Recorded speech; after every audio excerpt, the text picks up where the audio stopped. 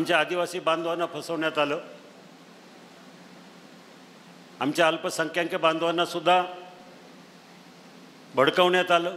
खऱ्या अर्थानं युवकांच्या प्रश्नासाठी, मूलभूत प्रश्नांना जर हात घालण्याचं काम कुठं केलं असेल तर आदरणीय वळसे पाटलांनी आणि मी सुद्धा काही प्रमाणामध्ये या तालुक्यामध्ये, या परिसरामध्ये केलं। कधी कधी विचार पडतो, 35 वर्ष एवढा नियोजनबद्ध पद्धतीनं विकास करत असताना मग आम्हाला ह्या लोकसभा आणि विधानसभा निवडणुकीला अपयश का आलं? पहिल्या निवडणुकीमध्ये माझा पराभव झाला, मला वाटलं तर ठीक आहे, काही हरकत नाही, ह्या पराभवातून मला काहीतरी शिकायला मिळेल। पुणे नाशिक रेल्वेची फाईल ज्या टेबलवर आहे त्याच टेबलवर अजूनही आहे।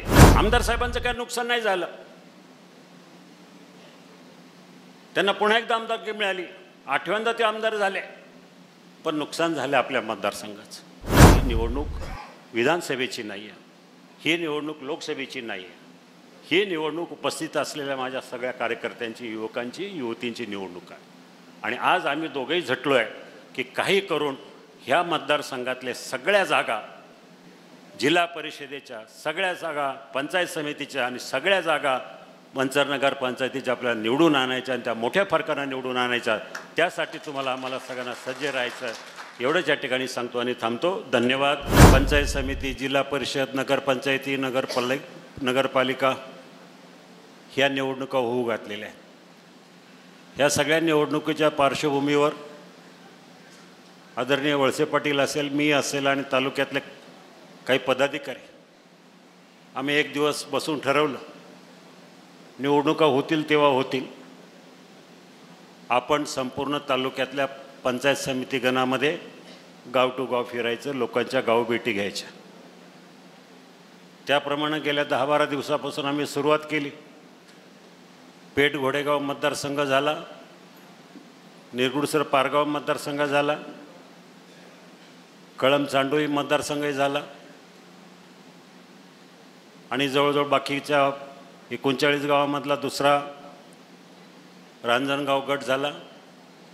आणि हे सगळं करत असताना हा राष्ट्रवादी काँग्रेस पक्षाचा तिसरा मेळावा आहे आणि तो सुद्धा मोठ्या संख्येनं आपण सर्वजण उपस्थित आहात। पहिला मेळावा जीवनमंगल कार्यालयामध्ये राष्ट्रवादी काँग्रेसचा तालुका आंबेगाव तालुक्याचा झाला, नंतर कवठे एमआयमध्ये तुडुंब गर्दीमध्ये 39 गावातील राष्ट्रवादी काँग्रेस कार्यकर्त्यांचा मेळावा झाला। आणि मग आम्ही ठरवलं की आंबेगाव तालुक्यातील राष्ट्रवादी काँग्रेसचे युवक कार्यकर्ते आणि युवती यांचा या ठिकाणी मेळावा घ्यायचा। आणि इतक्या मोठ्या संख्येनं आपण सगळेजण उपस्थित झालात आणि गेल्या 15 दिवसापासून पाहतोय, आम्ही तालुका फिरतोय आणि एकंदरीत सगळं वातावरण जर पाहिलं तर लोकसभेच्या निवडणुकीमध्ये, विधानसभेच्या निवडणुकीमध्ये आणि आताच्या निवडणुकीमध्ये खूप मोठा फरक आपल्याला बघायला मिळतो। प्रत्येक निवडणुकीमध्ये वेगवेगळं राजकारण, वेगवेगळी परिस्थिती, वेगवेगळे मुद्दे असतात। लोकसभेमध्ये देशाच्या पातळीवर वेगवेगळे मुद्दे काढण्यात आले, त्याचा परिणाम महाराष्ट्राच्या निवडणुकांवर झाला। आमच्या आदिवासी बांधवांना फसवण्यात आलं, आमच्या अल्पसंख्याक बांधवांना सुद्धा भडकवण्यात आलं आणि संपूर्ण देशामध्ये थोड्याफार प्रमाणात मोठा फरक पडला। विधानसभेमध्ये बाकी सगळ्या ठिकाणी चांगलं चाललं, पण आपल्या तालुक्यामध्ये काही युवकांची माती भडकवण्यात आली, एक खोटा नेरेटिव्ह पसरवण्यात आला संपूर्ण तालुक्यामध्ये, विधानसभा मतदारसंघामध्ये, आणि त्याचा बळी आम्ही सगळे पडलो। महाराष्ट्रामध्ये मोजकेच असे काही लोकप्रतिनिधी आहेत की जे 7 वेळा निवडून आलेत आणि 8 वेळा निवडून आलेत, परंतु या सगळ्यांच्यामध्ये जर आपण पाहिलं, आपल्या तालुक्याचं नेतृत्व ओझू आहे। विधानमंडळातील कामकाज असेल, विकास कामाची धमक असेल आणि आपल्या कार्यकर्त्यांना, तालुक्याला आणि महाराष्ट्राला विचार देण्याची ताकद असेल, हे सगळे गुण आपल्या नेतृत्वामध्ये असताना सुद्धा आम्हाला खूप मोठा फटका बसला तो या विधानसभेच्या निवडणुकीमध्ये. आणि मग आम्ही मुद्दे मांडले की बाबा आता ठीक आहे, आपण सगळे मेळावे घेतो, बैठका घेतो, जाहीर सभा घेतो, परंतु मला या माझ्या पक्षामध्ये कुठंतरी युवकांची कमतरता वाटते. मी पूर्वी ज्या पक्षात काम करत होतो त्या ठिकाणी युवकच जास्त असायचे, ज्येष्ठ मंडळी कमी असायचे. आणि या पक्षामध्ये तसं बघायला गेलं तर युवकांची संख्या आहे, पण ते पुढे येत नव्हते. आज वैभव उंडे यांना आम्ही दोघांनी सांगितलं आणि त्याप्रमाणे सूचना दिल्यानंतर युवकांची बांधणी करायला ह्या तालुक्यामध्ये सुरुवात झाली. आता युवकांची बांधणी म्हणजे नक्की काय हो? युवकांचा वापर फक्त निवडणुकीमध्ये प्रचारापुरताच करायचा का? पूर्वाताई असेल, संध्याताई असेल, यांनी त्यांचे मुद्दे मांडले. युवकांचे प्रश्न, खऱ्या अर्थानं युवकांच्या प्रश्नासाठी, मूलभूत प्रश्नांना जर हात घालण्याचं काम कुठं केलं असेल तर आदरणीय वळसे पाटलांनी आणि मी सुद्धा काही प्रमाणामध्ये या तालुक्यामध्ये, या परिसरामध्ये केलं. प्रत्येक गोष्टीचं जर आपण विश्लेषण केलं तर तालुक्यामध्ये ज्या ज्या काय गोष्टी घडल्यात ते युवकांना समोर धरूनच केलेलं आहे. इतक्या मोठ्या युवक, इंजिनिअरिंग कॉलेज असेल, पॉलिटेक्निक असेल, आज हजारो विद्यार्थी त्या संस्थेतून शिक्षण घेऊन बाहेर पडतात, स्वतःच्या पायावर उभे राहतात, व्यवसाय उभे करतात. ते खरं ते काही नसून ते फक्त युवकांचं काम आहे. युवकांना संधी देण्याचं काम त्या कॉलेजच्या माध्यमातून होतं आहे. अनेक नोकरीच्या संधी आम्ही उपलब्ध करून दिल्या गेल्या 20-25 वर्षामध्ये. भीमाशंकर सहकारी साखर कारखाना असेल, शरद बँक असेल, मार्केट कमिटी असेल, माझी भैरवनाथ पतसंस्था असेल, जी आज 1,500 कोटीच्या आसपासचा टर्नओव्हर आहे. शिक्षण संस्था असेल, माझीसुद्धा शिक्षण संस्था मोठी. ह्या सगळ्या ठिकाणी युवकांना नोकरी देण्याचं किंवा संधी देण्याचं काम केलं. मला अभिमान आहे. मी जरी ग्रामीण भागातला असलो तर माझी IT कंपनी आहे. सगळ्या भारतामध्ये, सगळ्या प्रमुख शहरामध्ये असेल ना, अमेरिकेतल्या लॉस एंजलिसमध्ये ह्या माझ्या कंपनीच्या शाखा आहेत. त्या माध्यमातून माझ्या मतदारसंघातल्या, माझ्या शिरूर लोकसभा मतदारसंघ असेल किंवा आंबेगाव तालुक्यातला युवक असेल, त्यांना संधी देण्याचं काम केलं मोठ्या प्रमाणात. पण मग आता कधी कधी विचार पडतो, 35 वर्ष एवढा नियोजनबद्ध पद्धतीनं विकास करत असताना मग आम्हाला ह्या लोकसभा आणि विधानसभा निवडणुकीला अपयश का आलं?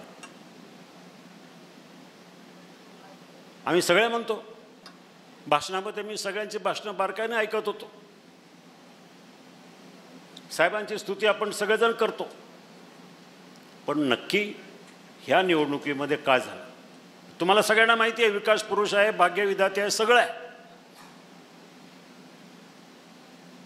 पण ह्या दोन्ही निवडणुकीमध्ये जे आपल्याला शिकायला मिळालं, जे या तालुक्याला शिकायला मिळालं, ही खूप मोठी शिकवण आपल्याला मिळालेली आहे. लोकसभेला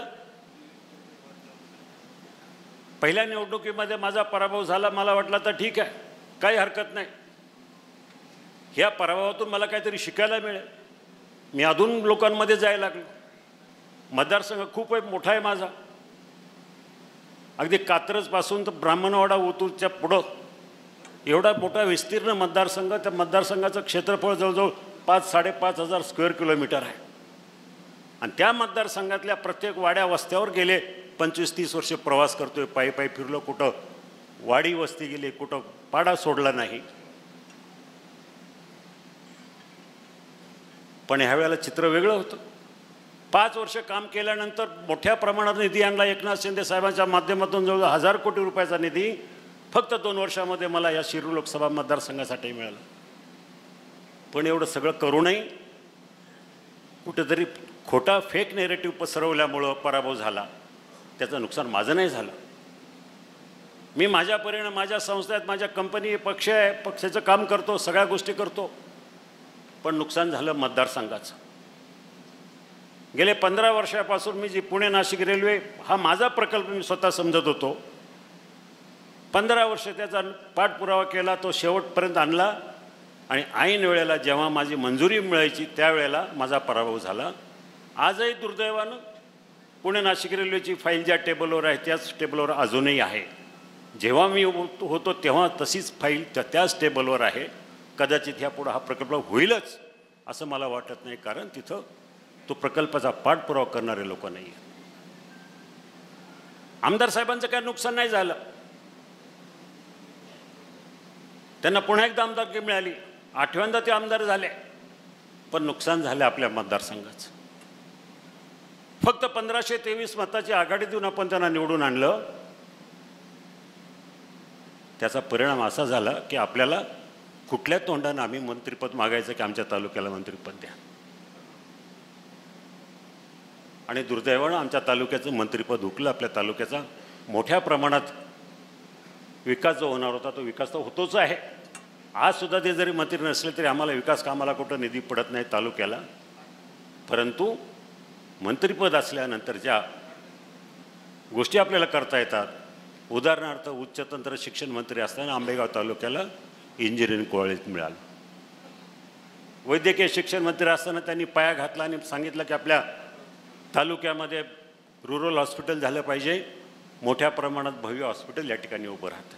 असे अनेक कितीतरी प्रकल्प गृहमंत्री असताना असेल किंवा सहकार मंत्री असताना या तालुक्याला मिळाले. पण आता येणारे 5 वर्ष आपल्याला कुठंतरी ह्या सगळ्या मोठ्या प्रकल्पापासून वंचित राहावं लागतं. आज आम्हाला संघर्ष करावा लागतो आहे, प्रत्येक गोष्टीसाठी संघर्ष करावा लागतो आहे. मग पाण्याचा प्रश्न असेल, बिबट्यांचा प्रश्न आहे, हे सगळे प्रश्न सोडवण्यासाठी जर आपण मोठी ताकद दिली असती तर हे प्रश्न अजून सुलभतेने सुटले असते. आणि म्हणून मला आपल्या सगळ्यांना सांगावं असं वाटतं, युवक ही शक्ती मोठी आहे.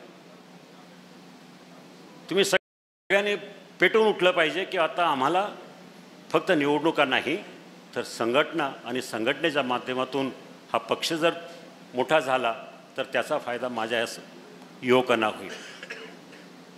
आपल्याला माहिती आहे, आज आमदार साहेब 8 टर्म आमदार झाले, 3 वेळा मंत्री झाले, 1 वेळा सभापती झाले. त्यांच्या कारकिर्दीची सुरुवातसुद्धा युवक काँग्रेसच्या माध्यमातूनच झाली. मला वाटतं 1980-85 सालापासून ते युवक काँग्रेसचे काम करतायत आणि तिथून जे त्यांना शिकायला मिळालं, तिथून त्यांना जी संधी मिळत गेली, ते आज त्या संधीचं रूपांतर आज मोठ्या प्रमाणात महाराष्ट्रातलं एक चांगलं नेतृत्व म्हणून त्यांचं नाव रूपास आलेलं आहे. आणि म्हणून आपल्या सगळ्यांना विनंती करायची आहे की ही निवडणूक विधानसभेची नाही आहे, ही निवडणूक लोकसभेची नाही आहे. ही निवडणूक उपस्थित असलेल्या माझ्या सगळ्या कार्यकर्त्यांची, युवकांची, युवतींची निवडणूक आहे. आणि आज आम्ही दोघंही झटलो आहे की काही करून ह्या मतदारसंघातल्या सगळ्या जागा, जिल्हा परिषदेच्या सगळ्या जागा, पंचायत समितीच्या आणि सगळ्या जागा मंचर नगर पंचायतीच्या आपल्याला निवडून आणायच्या आणि त्या मोठ्या फरकानं निवडून आणायच्या. त्यासाठी आम्हाला सगळ्यांना सज्ज राहायचं, एवढंच या ठिकाणी सांगतो आणि थांबतो. धन्यवाद. जय हिंद, जय महाराष्ट्र. धन्यवाद दादा.